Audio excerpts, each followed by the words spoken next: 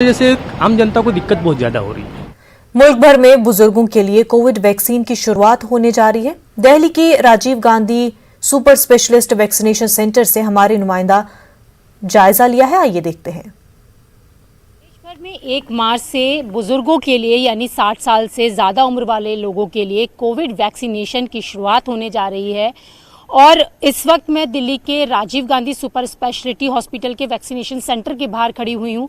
आपको बता दें कि 1 मार्च से जिस तरीके से 60 साल से ज़्यादा उम्र के जो लोग हैं उनके लिए वैक्सीनेशन शुरू हो रहा है और साथ ही 45 साल से 60 साल तक के जो लोग हैं जिनको किसी तरीके की कोई बीमारी है वो लोग भी वैक्सीनेशन करा सकेंगे। इसके लिए 20 बीमारियों की एक लिस्ट जारी की गई है और अगर किसी को इनमें से कोई बीमारी है तो अपने डॉक्टर से प्रमाण पत्र दिखाकर वो वैक्सीनेशन करा सकते हैं। और दिल्ली की बात करें तो दिल्ली में 15 लाख वैक्सीनेशन किए जाएंगे इस तीसरे चरण में, जो कि 1 मार्च से शुरू हो रहा है, जिसमें कि सीनियर सिटीजन्स की संख्या 12 लाख के करीब रखी गई है। और सबसे बड़ी बात यह है कि कोविन ऐप और आरोग्य सेतु ऐप के जरिए रजिस्ट्रेशन करा सकेंगे। अगर किसी को वैक्सीनेशन कराना है तो वो तुरंत रजिस्ट्रेशन करा सकता है। सबसे बड़ी चीज़ ये है कि अपने चॉइस के वैक्सीनेशन सेंटर पर जाकर आप वैक्सीन लगवा सकते हैं। प्राइवेट हॉस्पिटल में आपको प्रति डोज 250 रुपये देना होगा। इसके साथ ही कोविन ऐप और आरोग्य सेतु ऐप के जरिए आप घर बैठे सुविधा के हिसाब से अपना वैक्सीनेशन का टाइम भी ले सकते हैं।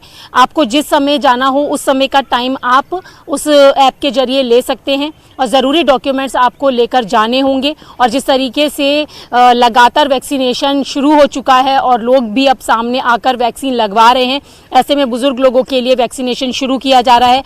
और इसके साथ ही वैक्सीनेशन को लेकर लोगों को किस तरीके से जागरूक किया जा रहा है ये आप देखेंगे अगर यहाँ पर, तो हॉस्पिटल के बाहर तमाम तरीके के पोस्टर्स लगाए गए हैं ताकि लोगों के मन में अगर किसी तरीके की कोई भी शंका हो तो इन पोस्टर्स के जरिए उन लोगों को समझाया जा रहा है कि जो वैक्सीनेशन है वो पूरी तरीके से सेफ है।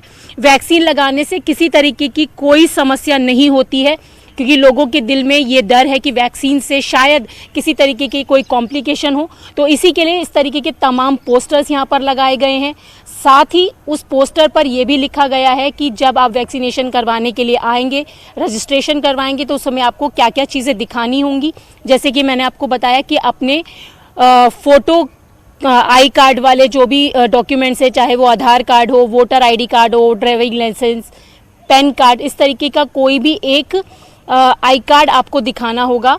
तो तमाम लोगों को जागरूक किया जा रहा है और उम्मीद की जा रही है कि तीसरे चरण में जो बुज़ुर्ग हैं हमारे 60 साल से ज़्यादा उम्र के जो लोग हैं या फिर उन्हें किसी तरीके की कोई समस्या है, वो लोग आगे आकर अपने वैक्सीनेशन लगवाएंगे। और आपको बता दें कि करीबन 10,000 आयुष्मान भारत योजना, 680 CGHS और 10,000 सरकारी केंद्रों पर ये वैक्सीनेशन लगाया जाएगा। इसके साथ ही जो प्राइवेट हॉस्पिटल्स हैं उनकी संख्या अलग है।